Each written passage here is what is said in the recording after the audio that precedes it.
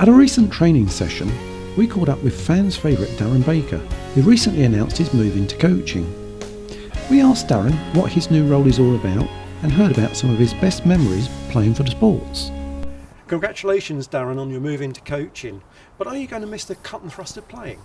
Yeah, thanks very much. Yeah, I am, definitely. I mean, I think any player sort of wants to carry on playing as long as they can, and that's the real sort of buzz.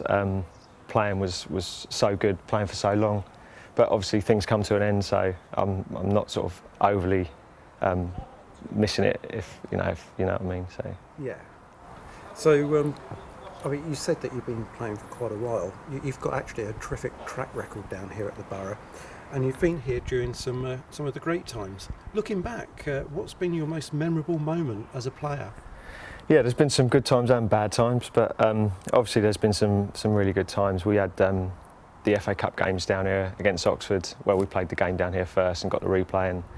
But probably the best one was the playoff final up at Stevenage, where we actually played really badly, but we managed to get a 2-0 win, and that was the most memorable. More for the kind of the atmosphere and the sort of camaraderie between everyone. It was brilliant, really good buzz that was. Good days. Yeah, they were good days, yeah. Looking forward now, what's your focus and role as part of the coaching staff? Yeah, I just, for me it's really good experience, and I want to sort of get in and get involved. I wanted to do that anyway, sort of that side of coaching, but this sort of opportunity came up for me, and I'm really happy to have this chance to learn a lot off the gaffer and Alan. I mean, with their experience and knowledge of the game, just even in training sessions normally as a player, it's amazing what you pick up. And now I'm sort of more focused on seeing what they do and looking a bit more carefully on how they do it, and it's good, and sort of getting that confidence to to sort of step in and say things and do things, and it's sort of what I'm really looking forward to doing. It's good. Is it difficult coaching players you were teammates with? Yeah, I think it is to a degree, but I mean they're such a good bunch of lads. I mean the banter's always good anyway between players, and I mean there's not really any players in the team or in the squad that give you a hard time. So they kind of, everyone's here for the same reason. So we all want to work hard. So if you set a warm up or a task out for them to do, they're more than happy to do it, because that's what they want to do, and that's the goal for everyone. The season's taken a little while to settle down. What's the mood like in the dressing room? It's always been pretty good, to be honest. The start of the season, I don't think we've really had many games where we've played really badly.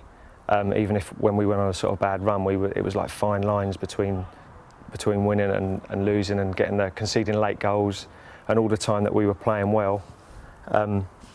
It gives you encouragement to sort of think things aren't too bad. So ultimately, the team spirit sort of stays quite high. I mean, if we were playing badly and things weren't working, I think the morale will go down. But there's been quite a few players, to be honest, come and go, but it's settling down now, and the sort of core stability of the side, it seems to be settling and forming a good sort of bond between the lads.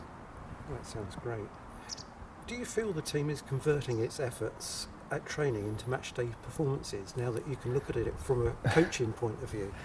Yeah, you do. Like I say, you do look at things differently, and sort of from the coaching point of view, you see how these things work, and a lot of works that we watch a lot of DVDs and stuff and highlights of previous games against future opponents and stuff, and the way we set up in training is quite tactically aimed at who we're playing and how they play and their sort of style, and the personnel will change as well depending on that. So the training sessions are completely aimed at the game coming up. It's not like you come down and it's kind of fitness work and that's it. There's a massive amount of preparation that goes into each individual game.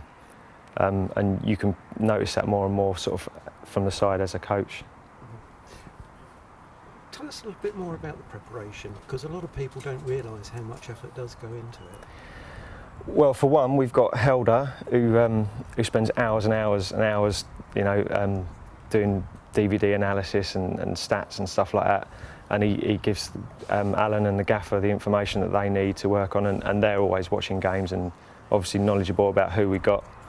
And then all that sort of work goes into the preparation for the training.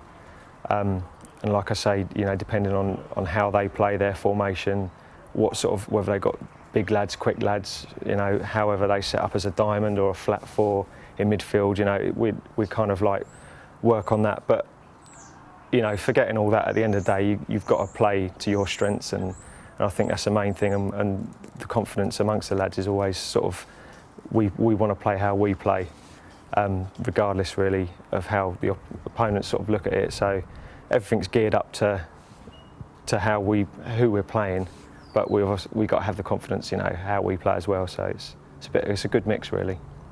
Exciting stuff. Yeah. Thank you ever so much for your time today, and I know you'll be missed on the pitch, but I know a lot of people are glad that you're still around. I appreciate that. Thanks Thank you very much. Thank Bye. you.